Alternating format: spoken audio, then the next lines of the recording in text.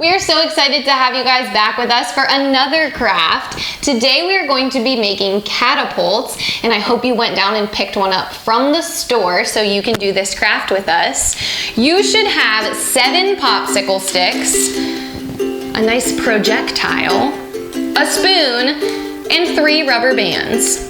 We are going to begin by separating these popsicle sticks into piles. So we're gonna make a pile of 1, another pile of 1, and then we are going to stack the rest. There should be 5. We're gonna stack them up. You're going to start by taking this rubber band, choosing one side. I'm gonna start on this side, and we're going to wrap it around the side of this stack of popsicle sticks. You want to make sure it's pretty tight. So it should look like this. Next, you are going to take this popsicle stick and you're going to put it between the bottom popsicle stick and the top 4. So we're going to take it and we're going to slide it inside. You should have that popsicle stick perpendicular to the other one so it'll kind of look like a cross. And then we are going to fasten the other side with a rubber band. Same thing as before, make sure it's super tight. And we are almost halfway there. You are now going to take your other popsicle stick and you're going to sandwich this stack in between both of these. So you should be able to kind of make it quack like a duck.